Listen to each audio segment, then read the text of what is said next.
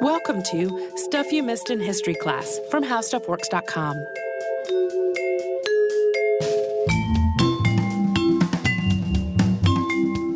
Hello and welcome to the podcast. I'm Tracy V. Wilson. And I'm Holly Fry.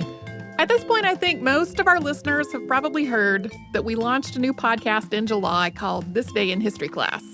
One of the side effects of starting a show that is daily and talks about something that happened on that day in history is that as you're figuring out what to talk about, you find episodes that are also going to be good on Stuff You Missed in History Class, and that's how today's episode came to be. August 27th, 2018 is the 100th anniversary of the Battle of Ambos Nogales, and that was an international incident at the U.S. Mexico border in Arizona on the United States side and in Sonora on the Mexican side. So now you know what I'm going to talk about on the August 27th episode of This Day in History Class, but we are going to cover it in way more detail here because that show is only 5 minutes long. Also, I know we have lots of teachers listening with their students and parents listening with maybe younger kids. There is one bit of strong language that comes up in this episode in some quoted material. I don't really consider it to be a swear, but I know other people would have the opposite opinion, like maybe my mom. Like we spelled out the word butt, B-U-T-T, when we were children because that was a bad word. Really? Yeah. So if you think that might apply to you, maybe give this one an advanced listen to just make sure that that one particular thing is not going to be an issue. But it is not the word butt, to be clear. It is not butt. So we walked through some very basic history of the American Southwest recently when we talked about the Zoot Suit riots. But we know not everyone listens to every episode, so we're going to give you a quick recap. After Europeans arrived in North America, what is now the southwestern United States was claimed by Spain. New Spain declared its independence in 1810, which kicked off a war that lasted until 1821. The war ended when Spain finally recognized Mexico as an independent nation. The Mexican state of Sonora was formally established in 1824. Then the Mexican-American War began in 1846, and it ended in 1848. After that, Mexico ceded a large stretch of land to the United States. This included a lot of what would become the southwestern states, but it did not include the southernmost parts of Arizona or New Mexico. The United States bought that territory in the Gadsden Purchase, which was finalized in 1854, and Arizona became a state in 1912.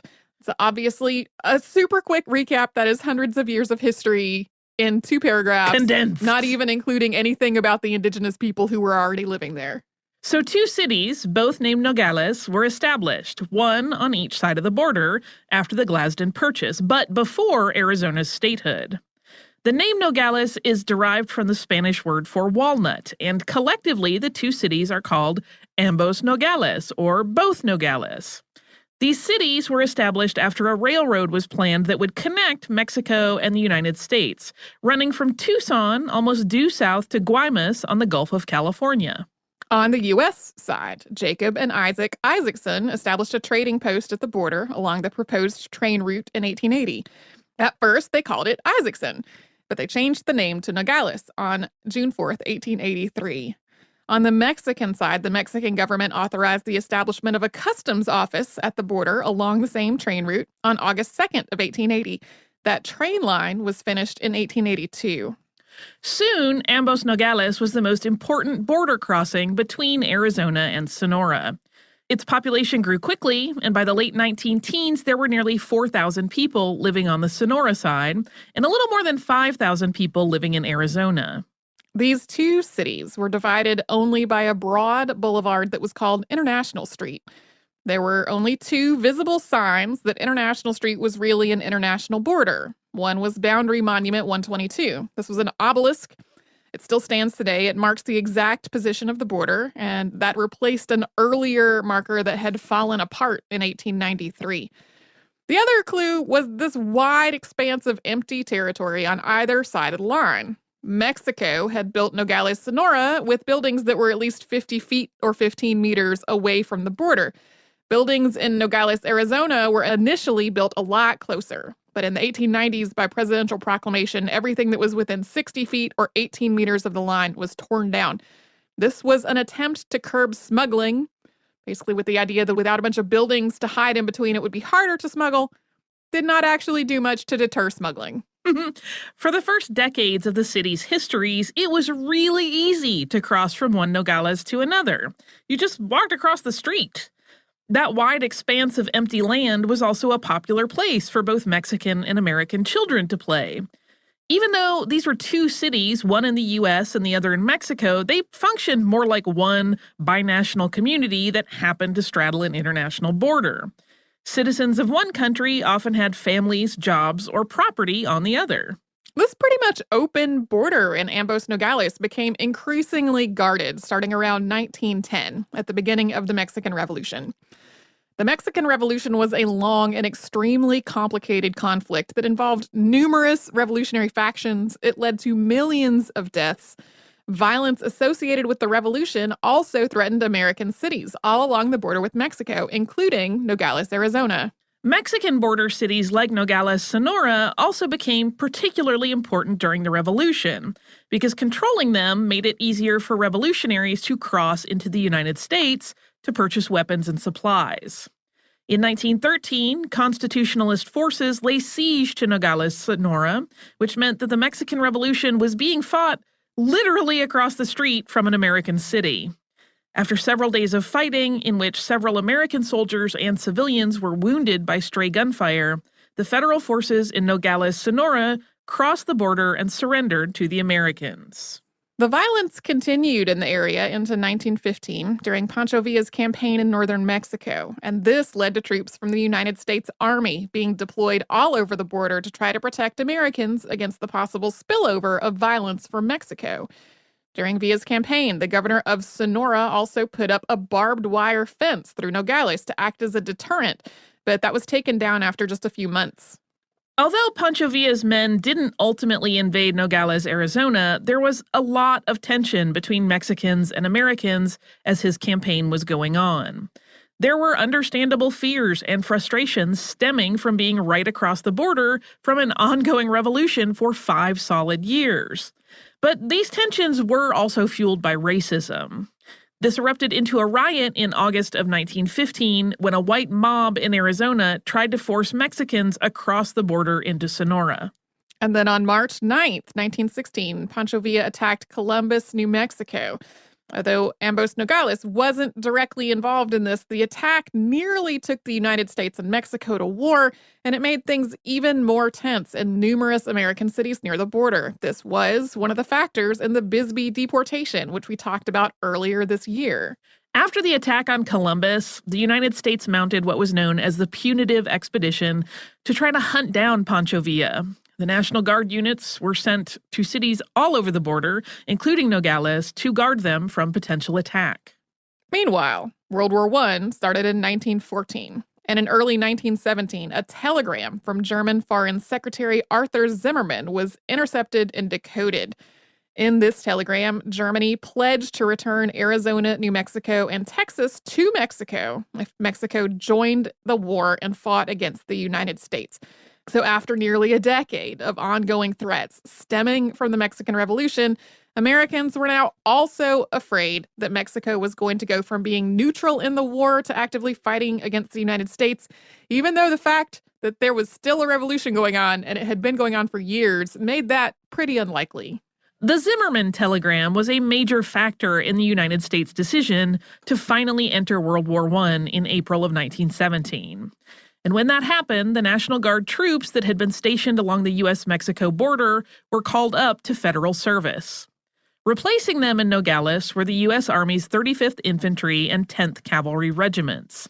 The 10th Cavalry was an all-black unit under the command of white officers and was better known as part of the Buffalo Soldiers.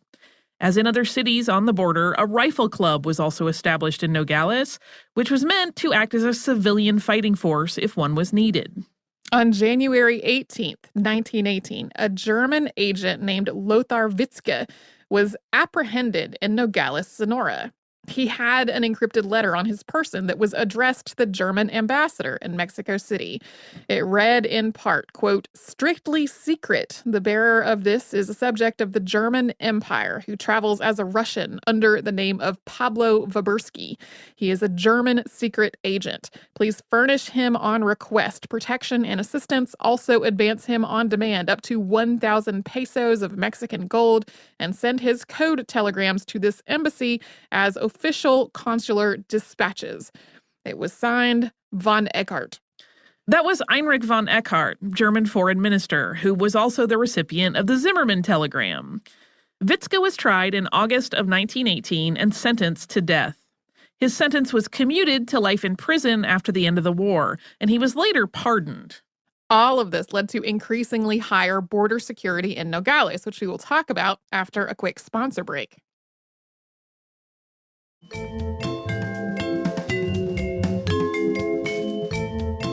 Starting in the summer of 1918, authorities, especially American authorities, started putting a lot heavier restrictions on what could happen at the Ambos Nogales border. For example, suddenly there were a lot of new rules about how much and what kind of food people could take from the United States into Mexico. In the summer of 1918, authorities in the U.S. threatened to close the border entirely if authorities in Mexico didn't put an end to what was described as food running. And the border itself became more controlled. No longer was it a situation where you could simply cross the street or where children could play across the borderline. 2 official crossing points were established. When residents on both sides balked at suddenly having only 2 places to cross when they had previously been completely free to come and go, Nogales Sonora Mayor Felix B. Peñalosa ordered a barbed wire fence to be placed along the Mexican side. This was a gesture of goodwill on the mayor's part. He framed it as a way to make it easier for American border agents to do their jobs. He suggested to his counterparts in Arizona that they do the same on their side of the border to contribute to the overall security. In August of 1918, the U.S. State Department started restricting how Mexicans could enter the United States through Nogales. Mexican laborers with a passport were allowed 2 entries per day, and that was it. Non-workers were allowed only 1 entry per week. People really bristled at this idea, especially Mexican workers who had jobs in Arizona, and people who had families on the other side of the line. There was also an immediate economic impact on businessmen in Arizona who relied on customers from Sonora and vice versa. I mean, when your town had been pretty much an entire international community where you came and went freely, people were economically really connected to each other. Duties collected at the customs houses were also a major source of revenue, particularly in Sonora, and that was greatly affected by the reduction in traffic across the border as well. And as tensions continued to escalate, Mexicans reported increasing incidents of mistreatment at the hands of U.S. border officials. It was everything from just general rudeness to physically being shoved out of border agents' offices. It was enough for Mexican consul Jose Garza Zertucci to write up a report to the Mexican Secretariat of Foreign Affairs, detailing a range of insults and injustices. Then on August 27th, 1918, a Mexican carpenter named Zeferino Gil Lamadrid was returning home after doing a job in Arizona. He was a well-known person in Ambos Nogales, and he was carrying a bulky package. He had already stepped onto the Mexican side of the border when a U.S. customs agent named Arthur Barber told him to turn around and come back and have that package inspected. Guards on the Mexican side of the crossing told Gil Lamadrid to ignore Barber. He was already in Mexico, and he did not need to turn around. Gil Lamadrid was not sure what to do, and he froze. And then Private William Clint from the U.S. 35th Infantry pointed his rifle at Gil Lamadrid to encourage him to come back to the U.S. side and have the package inspected. Somebody, it is not clear if it was Clint or someone else, fired a shot. Gil Lamadrid dropped to the ground. Apart from it being totally reasonable to hit the deck when you hear a gunshot in your vicinity while somebody had been pointing a weapon at you, at least 2 Mexicans had also been shot and killed at the border in Nogales while trying to cross over the prior 12 months. The guards on the Mexican side of the border believed that Gil Lamadrid had been killed. In response, one guard named Francisco Gallegos shot at the Americans, hitting Clint in the face and wounding him. Agent Barber returned fire, killing both Gallegos and another Mexican guard. At that point, Gil La Madrid got up and ran. There was a Mexican Federal Army garrison nearby, but most of the men stationed there were away from the area fighting rebels when this happened. So Mexican civilians went home and grabbed their personal rifles and began trying to defend Nogales, Sonora from the U.S. Army. Most of them took up sniper positions in homes and on roofs. In the words of Captain Roy V. Morledge of the 10th Cavalry, quote, "I told the men to follow me, not far along before we got a lot of fire. There was so much it was hard to tell where it was coming from. Also, it seemed as though everybody in Nogales was shooting from the windows toward the border." This became a massive gun battle. It was mainly between the U.S. Army troops and Mexican civilian snipers, although that civilian rifle club that had been established in Nogales, Arizona, was also involved. Eventually, the 35th Infantry also set up and employed a machine gun from a hill on the Arizona side. Mayor Peñalosa was in a meeting at Nogales, Sonora City Hall when all of this started. He tied a handkerchief to his cane as an improvised white flag, and he went out into the street to try to stop the gunfire. He waved his flag, and he begged the civilians on the Mexican side to stop shooting. He was shot from the Arizona side, although it is not clear by whom, and he died within the hour. The mayor's death made the residents of Nogales, Sonora even angrier. They already felt like they'd been facing months of mistreatment and abuse from overbearing American border agents, and now they were being shot at and their mayor was dead. More civilians became involved in the fighting, and women on the Sonora side painted red crosses on sheets and tried to establish a field hospital. Jose Garza Zertucci got in touch with the Lieutenant Colonel Frederick J. Herman of the 10th Cavalry, who was the acting sub-district commander. Zertucci proposed that both sides raise a white flag and mutually agree to stop shooting. Herman told Zertucci to go to hell, saying later, quote, "American troops don't carry white flags and don't use them." Later, Herman would confirm to a Senate committee that he had told the Mexican consul to go to hell. It's not a very diplomatic response to that request. And Herman told Zertucci that if Nogales, Sonora didn't raise their white flag in the next 10 minutes, that the U.S. Army was going to go across the border and burn the whole city down. Acting Mayor Jesus Palma, who had assumed that role after the death of Mayor Peñalosa, ordered a white flag to be raised over the Nogales, Sonora Customs House at about 7:45 p.m., although some scattered gunfire continued after it was raised. The official report on this from the Mexican Army listed the Mexican death toll at 15, 12 of them civilians. The civilians included at least 2 children and a woman who was hanging up her wash when she was shot. Also killed on the Mexican side were 1 soldier and 2 guards. Reports on the American side listed 7 dead, 2 officers, 3 enlisted men, and 2 civilians. But the U.S. authorities estimated that the death toll in Sonora was actually much higher than the initial report, with more than 100 people killed, and there were many injuries on both sides. When the U.S. War Department heard what happened, they contacted Brigadier General DeRosy Cabell at nearby Fort Huachuca to investigate. Mexican President Venustiano Carranza ordered the Sonoran governor, Plutarco Ellis Calles, to investigate as well. The border was closed for almost 24 hours, and civilians in Nogales, Sonora were ordered to turn in their weapons, although not all of them did. Cabell and Calles met, along with interpreters, on August 28th. Unlike the phone call between Zertucci and Herman, this seems to have been an overall positive and productive meeting. Both sides expressed regret for what had happened the day before, and genuinely wanted to prevent any further violence. But that night, Private Edward Stiller was on guard near the 35th Infantry's machine gun. He and everybody else that was stationed there had been ordered not to respond to any shots from the Mexican side. But when somebody fired a shot from Nogales, Sonora, the soldiers manning the machine gun returned fire. More shots were fired, and Stiller was hit in the leg and wounded. After he learned about this incident, Cabell warned Calles that if shots continued to be fired from the Mexican side, the army would have to cross the border to pursue the culprits. But the next day, August 29th, Private Stiller left the hospital, walked back to the hill where the machine gun was stationed, and started firing his gun across the line into Mexico. He hit and wounded a Mexican soldier who was standing guard, and Cabell had him arrested. During the earlier meeting between Cabell and Calles, Cabell had asked Calles to stop this gunfire that kept sporadically happening from the Mexican side. Calles had said that these shots were being fired by irresponsible civilians and that it was pretty much out of his control. But after Cabell had Stiller arrested, he went back to Calles and said that he was willing to discipline his soldiers when they broke the orders not to fire, but that he also needed assurances from Calles that he was taking steps on the Sonora side. Calles agreed to try to apprehend the shooters on the Mexican side, and although there were a few more stray gunshots after this, that was the end of most of the fighting. We're going to talk about the investigations and the aftermath of all of this, but first we're going to pause for a little sponsor break.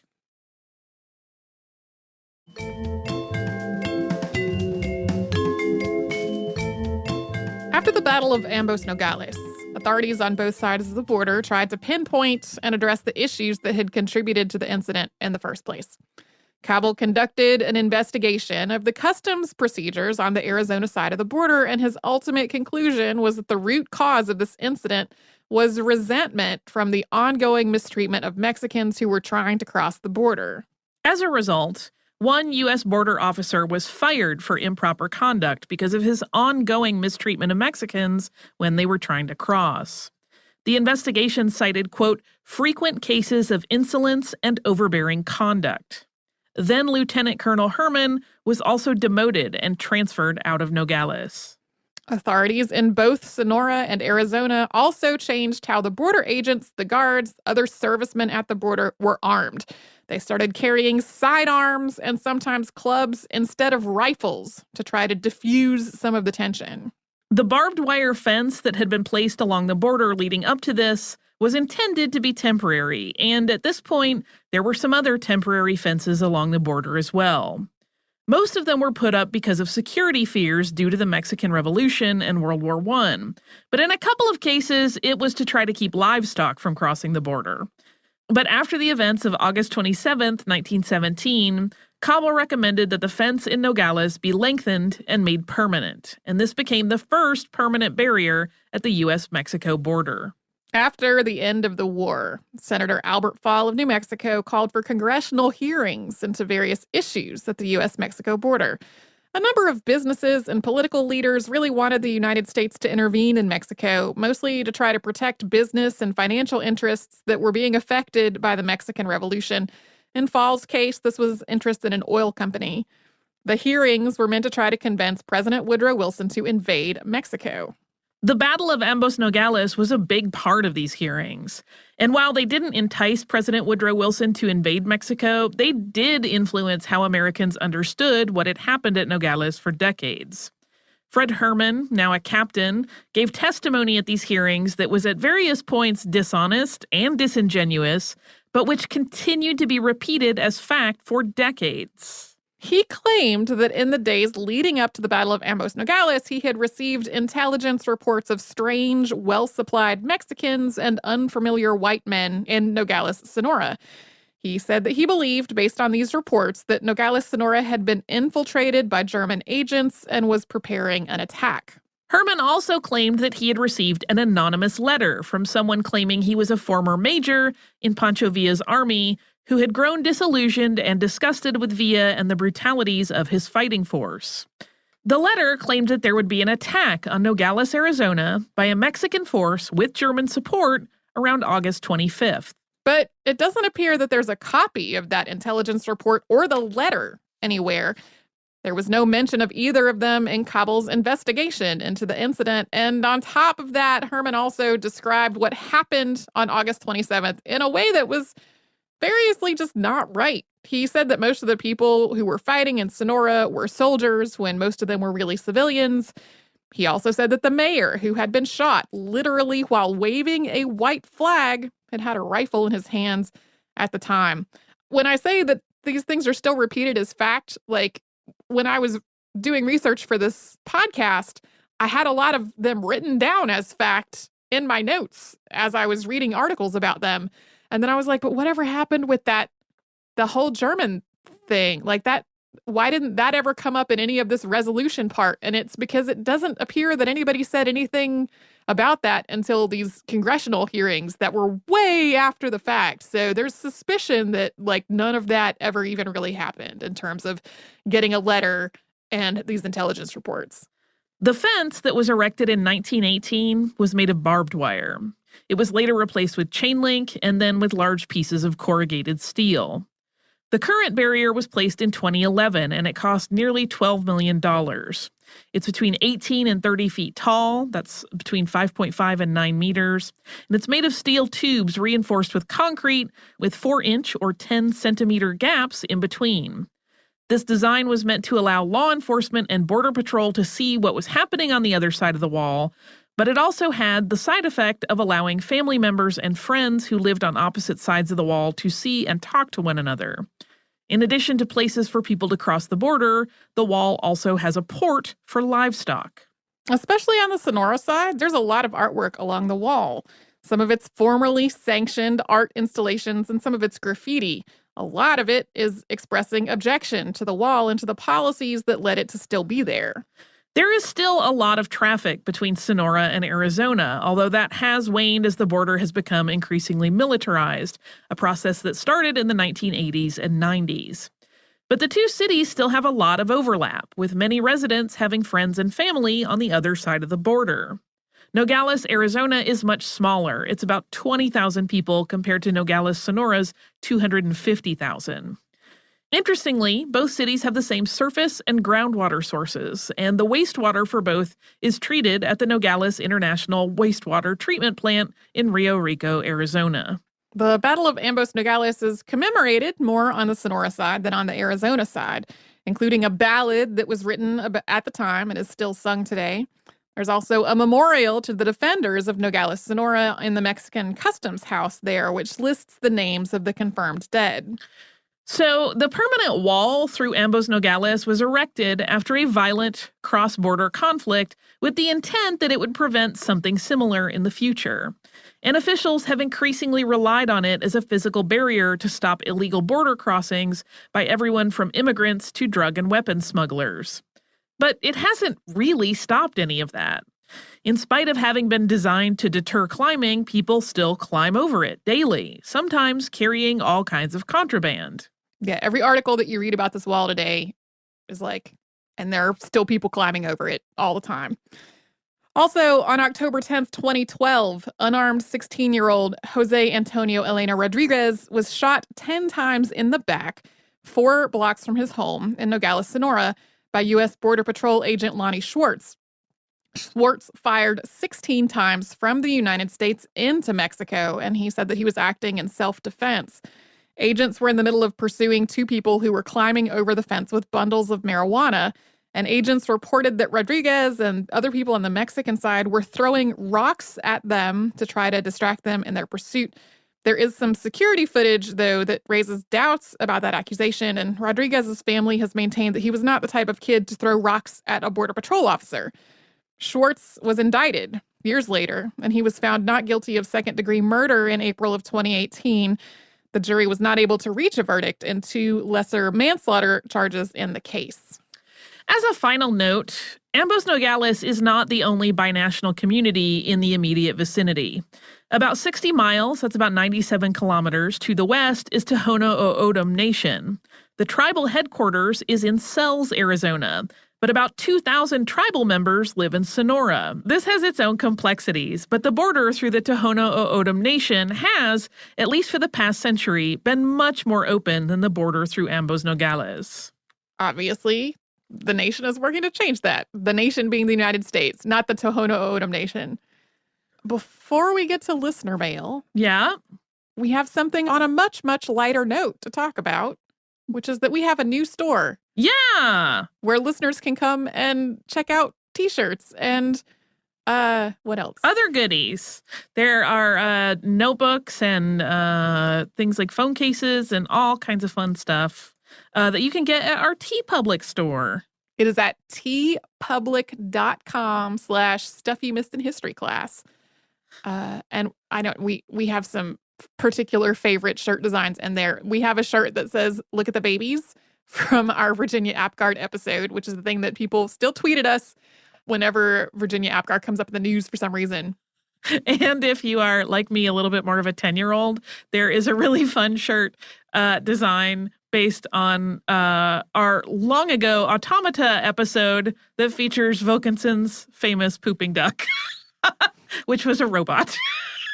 Yes.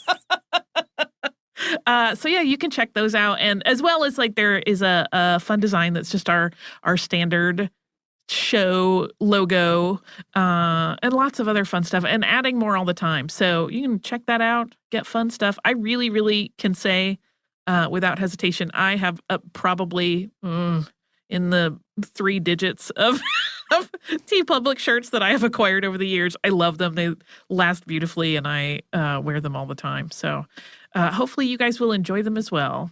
I also have some listener mail. Hooray!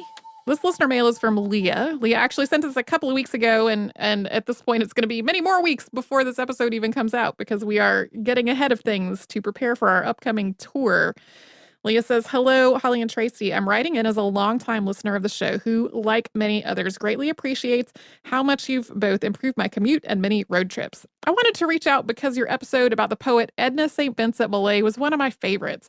I'd been planning to take a trip to see her home of Steepletop for some time, but when I went to check its hours for tours recently, I found out that the property is in danger of closing to the public at the end of the 2018 season. Long story short, I contacted Millay's literary executor to find out more about why, and I ended up writing this article on how people can help. Essentially, the society that manages the property has been operating at a loss, even as more and more people find out about Millay and visit the site. I thought I would share, as I probably wouldn't have found out about this if not for your episode about her. Thank you both for all your hard work on the podcast. Regards, Leah." Thank you, Leah, for this note. I'm on the Steepletop mailing list, so I had gotten a note about this back at the beginning of the spring, I think, but we haven't really mentioned it on the show. That visiting Steepletop was part of the research for that episode. It's a 2-part episode on Edna St. Vincent Millay, and it is a beautiful house and a beautiful grounds with a beautiful poet that's connected to all of it. So we will put a link to that article in the show notes for this episode. If you would like to write to us about this or any other podcast, we're at historypodcast@howstuffworks.com. And we're also all over social media at Missed in History. That's where you can find us on Facebook and Twitter and Instagram and Pinterest. You can come to our website, which is missedinhistory.com, where you will find show notes for all the episodes that Holly and I have ever done together and a searchable archive of all the episodes we have ever done ever. And you can subscribe to our show on Apple Podcasts and Google Podcasts and wherever else you get your podcasts.